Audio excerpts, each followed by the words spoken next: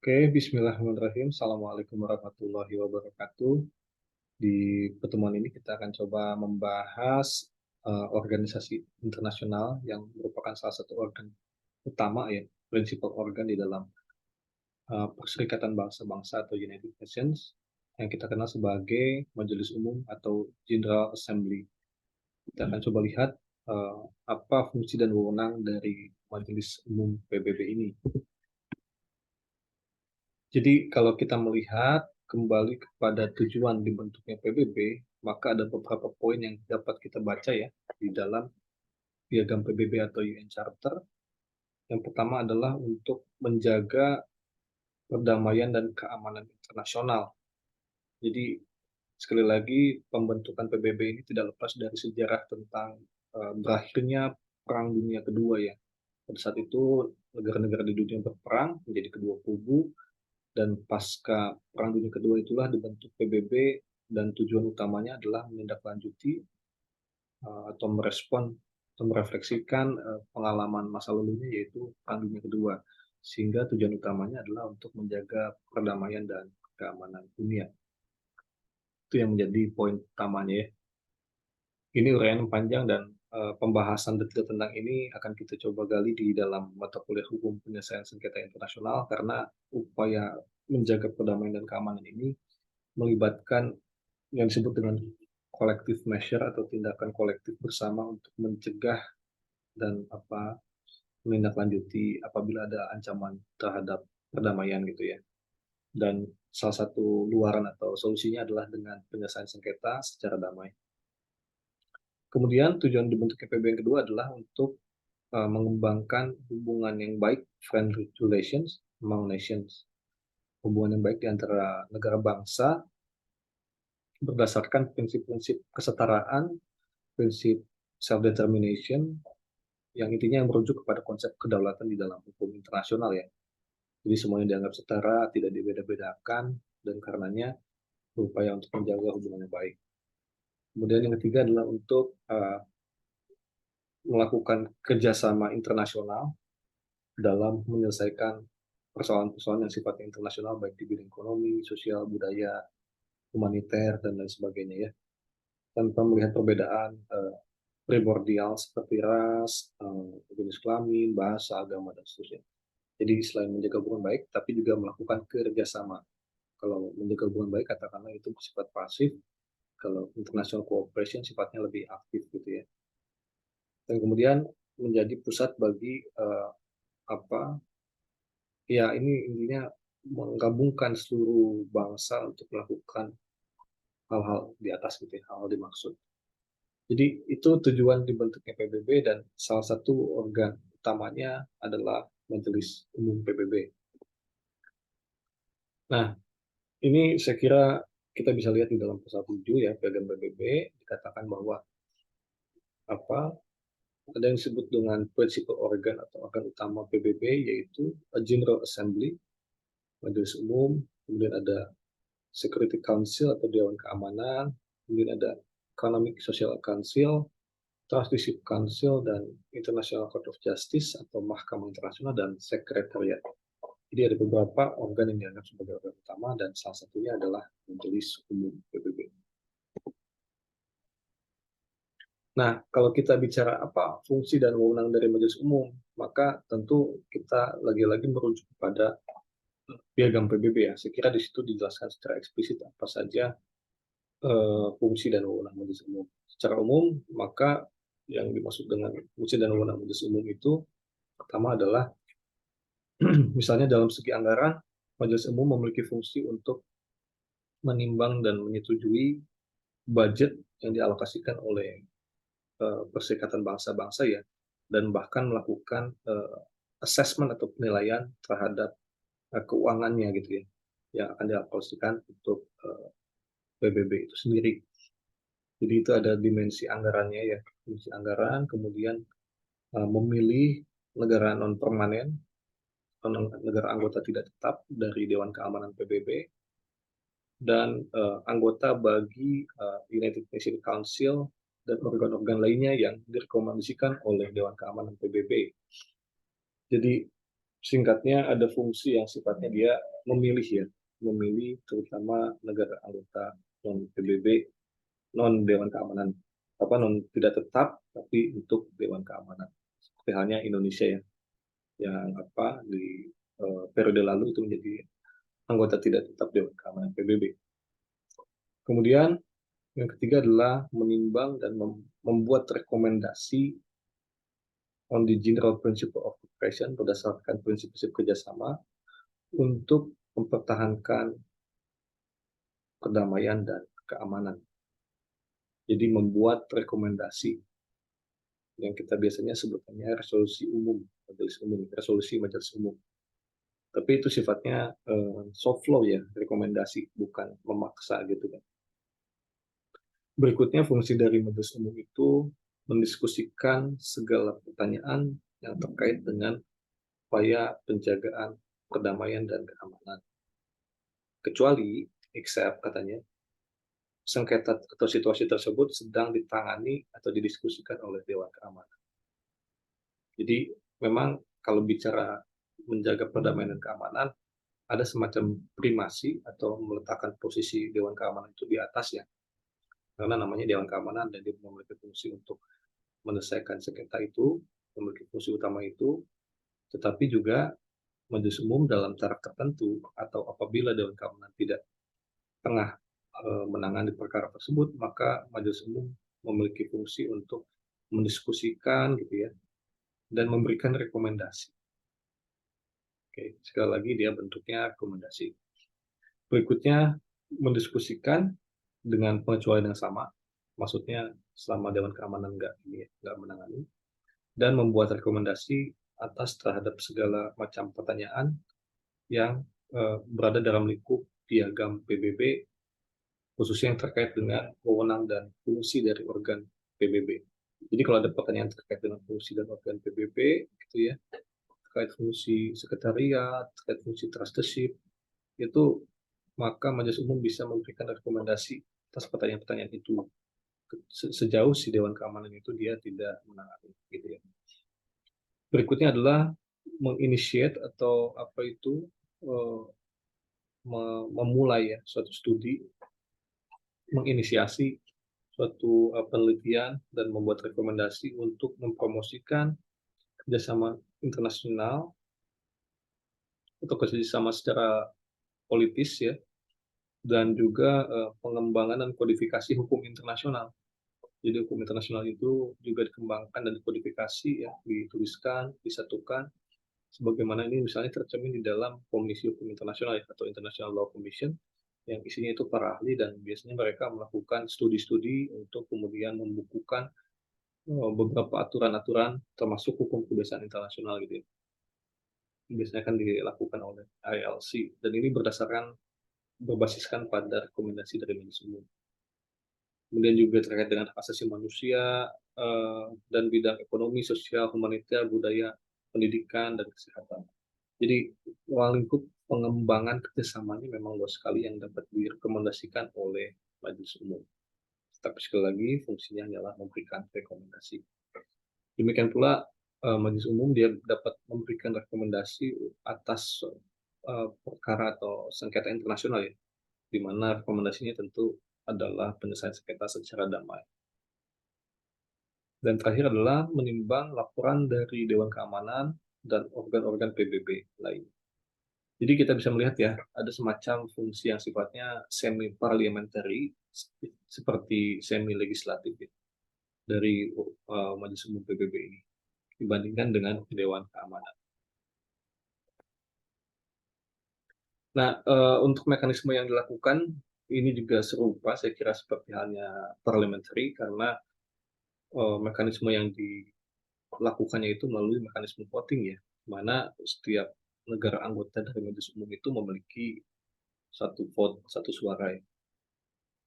For your information, jadi semua negara anggota PBB itu otomatis merupakan anggota dari Majelis Umum dan setiap negara itu diberikan hak untuk mengajukan 5 perwakilannya ya. Karena nanti kita akan melihat di dalam Majelis Umum PBB itu ada 5 bidang lah, 5 bidang utama. Dan masing-masing negara dapat mengajukan 5 perwakilannya. Nah, untuk mekanisme voting dan untuk pengambilan keputusan atau decisions atas pertanyaan-pertanyaan yang penting, maka harus mencapai 2/3 dari mayoritas anggota yang hadir dan memberikan suara. Jadi kata kuncinya ada pada hadir dan memberikan suara ya. Kita bisa membayangkan ada suatu pengambilan kebijakan di majelis umum dan itu ada perdebatan, maka gimana ketika ada perdebatan dan ada perbedaan pendapat? Maka tentu kita bisa menjawab bahwa ini berdasarkan voting dan voting ini berdasarkan suara mayoritas 2/3 gitu ya. Pertanyaan tentang apa yang dapat dilakukan berdasarkan voting ini? Nah, dikatakan bahwa this question shall include recommendation with respect to maintenance of national peace and security tadi ya, jadi terkait dengan menjaga kedamaian dan keamanan, kemudian pemilihan negara anggota tidak tetap Dewan Keamanan, dan pemilihan anggota dari Economic and Social Council, dan seterusnya, dan seterusnya. Semua ini dapat ditetapkan berdasarkan mekanisme voting ya, pengambilan voting. Oke, ini ilustrasi tentang mekanisme yang dapat dilakukan oleh Majelis Umum. Berikutnya, nah kalau kita melihat fungsi dan tugas kembali, tadi di awal kita sudah melihat ya rinciannya, tetapi secara umum para ahli di Indonesia terutama itu kerap memberikan klasifikasi seperti ini ya. Bentar. Ya, klasifikasi seperti ini di mana ada setidaknya 5 fungsi dari Majelis Umum PBB, yaitu deliberative function, supervisor, pengawasan, finansial dan administratif, keuangan ya, dan administrasi, elektif, pemilihan, dan konstitusional dan legal function, fungsi-fungsi hukum ya. Nah, yang dimaksud dengan deliberative function ini karena majelis umum itu bertugas mencari fakta-fakta dan keterangan terkait perdebatan-perdebatan ya yang dibicarakan sehingga dapat dihasilkan rekomendasi. Jadi kata kuncinya ada pada deliberasi. Deliberasi itu gampangnya musyawarah gitu ya. Tapi di saat yang sama dia mencoba mencari jalan keluarnya lah dari perdebatan yang ada sehingga dia sifatnya deliberatif gitu, melibatkan semua pihak, mendengarkan tetapi juga memberikan solusi. Kemudian kalau bicara fungsi supervisor, majelis umum menjadi pengawas lah ya katakanlah terhadap anggota tetap Dewan Keamanan dan badan-badan utama lainnya berdasarkan pasal 15 Piagam PBB, di mana setiap tahun itu membuat laporan kepada si organ-organ utama tadi itu membuat laporan kepada majelis umum. Kemudian fungsi finansial keuangan atau administratif itu ya tadi setelah dibahas di awal ya bahwa dia itu antara lain bertugas untuk menyetujui anggaran belanja si PBB termasuk anggaran belanja Mahkamah Internasional misalnya, dan itu ditetapkan oleh Majelis Umum PBB. Kita ini sekali lagi mengingatkan kita pada fungsi anggaran di dalam DPR misalnya ya, legislatif DPR juga memiliki fungsi anggaran. Kemudian fungsi elektif karena Majelis Umum juga memiliki wewenang untuk mengesahkan anggota baru PBB, memilih anggota dari badan-badan lainnya, menunjuk sekjen atas rekomendasi Dewan Keamanan, termasuk memilih anggota tidak tetap Dewan Keamanan gitu ya, dan anggota ECOSOC. Jadi itu yang dimaksud dengan elective function. Dan terakhir konstitusional atau legal function, itu Majelis Umum dapat mengadakan atau menginisiasi penyelidikan, memberikan rekomendasi tadi ya untuk penyelesaian sengketa yang terjadi di lingkup internasional gitu kan. Jadi itu yang dimaksud dengan legal function. Jadi sekali lagi itu hanya menegaskan atau menumbuhkan fungsi yang telah kita bicarakan di awal. Sekalipun ini klasifikasi yang dibuat para ahli di Indonesia terutama saya kira. Kemudian struktur organ majelis umum itu ada 4 ya pada umumnya, ada plenary, komite utama, main committee, standing committee, dan procedural committee. Saya kira akan sangat rumit kalau kita bicara struktur organisasi dalam majelis umum ya. Secara rinci sekali itu banyak sebetulnya suborgannya, tetapi saya kira ada main committee lah yang paling utama untuk dipahami ya fungsinya. Dan di dalam komite utama itu ada terbagi menjadi 6 ya, terbagi menjadi 6. Yang pertama adalah komite dalam bidang disarmament dan international security. Ini kita bisa membayangkan komite pertama ini dia memiliki tugas untuk dalam lingkup bidang keamanan internasional, gitu ya. Kemudian second committee, komite kedua adalah di bidang ekonomi dan keuangan. Komite ketiga di bidang sosial, humaniter dan kebudayaan, termasuk hak asasi manusia, saya kira. Kemudian komite keempat itu dalam bidang politik dan dekolonisasi. Kita masih ingat dalam sejarah hukum internasional bahwa kolonisasi merupakan bagian dari real politik pada saat itu ya, yang hingga saat ini dilarang ya sekarang ini. Komite kelima adalah bidang administratif dan budget ya. Ini keuangan juga sih sebetulnya. Dan keenam adalah komite hukum atau legal. Nah, kita akan coba lihat satu-satu. Jadi kalau first committee itu dia dikatakan bahwa memiliki lingkup tugas dalam bidang disarmament atau pencegahan konflik dan tantangan-tantangan global atau segala hal yang mengancam perdamaian yang mana itu dapat mengancam keselamatan dari masyarakat internasional. Jadi komite pertama itu tugasnya, di mana dia akan berlandaskan pada piagam PBB tentu saja untuk menimbang fungsi dan wewenang dari organ-organ PBB lainnya, melihat apakah prinsip-prinsip kerjasama atau penjagaan perdamaian dan keamanan itu dilaksanakan gitu ya, dan lain sebagainya. Jadi kita bisa memahami bahwa komite utama itu pada dasarnya menjaga perdamaian dan keamanan dunia tugasnya. Di mana fungsinya ini tuh kalau kita lihat secara praktik, maka yang dilakukannya adalah antara lain ada 3 distinctive stages: debat umum, general debate, diskusi tematik semacam FGD gitu ya, dan tindakan atau action on drafts. Jadi sekali lagi dia sifatnya itu hanyalah rekomendasi. Perdebatan-perdebatan ini bisa sangat akademis, tapi luaran dari ini kebijakannya adalah rekomendasi.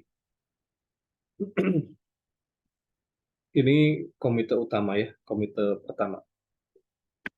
Komite keduanya dia di bidang apa ini, economic growth ya, termasuk juga di dalamnya sustainable development, globalisasi, penghapusan kelaparan, eradication of poverty gitu kan. Ini merupakan lingkup dari bidang kedua.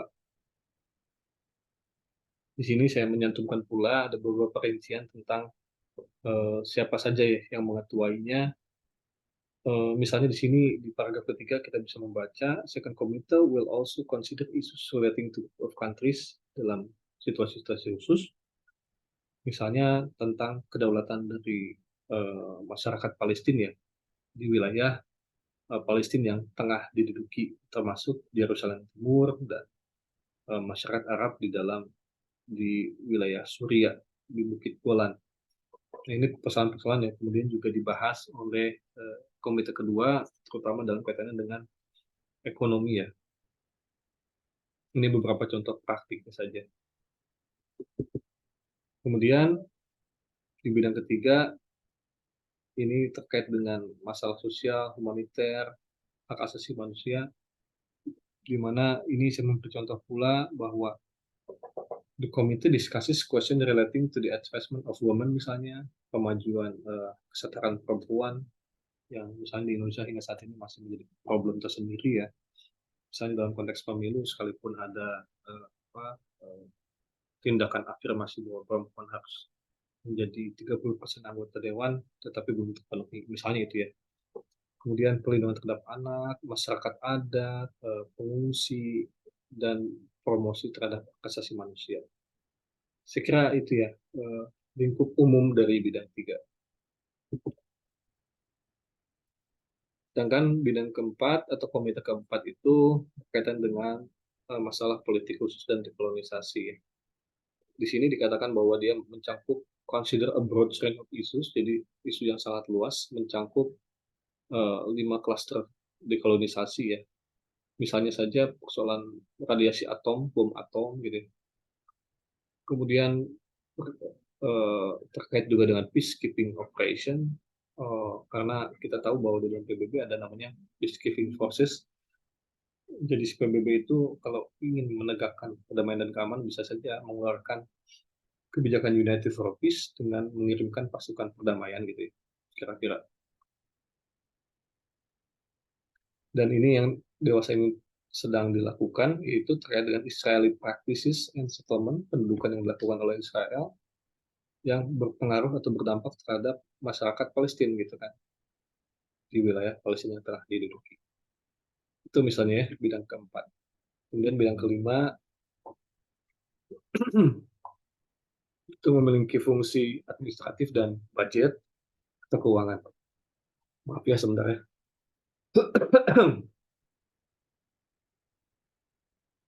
Ya, ini ya fungsi dari komite kelima, kita bisa baca bahwa the assembly also considers approve financial and budgetary arrangement, jadi pengalokasian anggaran, di mana si komite kelima ini memberikan rekomendasi ya, terkait dengan pengalokasian anggaran tersebut. Sedangkan untuk bidang keenam, itu adalah forum utama dalam menimbang pertanyaan-pertanyaan hukum di Majelis Umum PBB. Itu ya.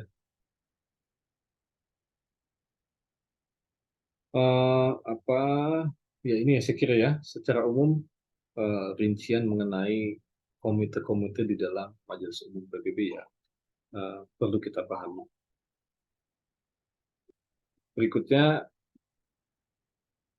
ini dua tanggung jawab PBB ini maksudnya dalam kaitan dengan penyelesaian sengketa internasional ya, yang mungkin nanti akan saya sampaikan juga di dalam mata kuliah tersebut, di mana ada 3 organ PBB terkait yang memiliki wewenang untuk dapat menyelesaikan sengketa internasional, yaitu Dewan Keamanan, Majelis Umum, dan Sekretariat.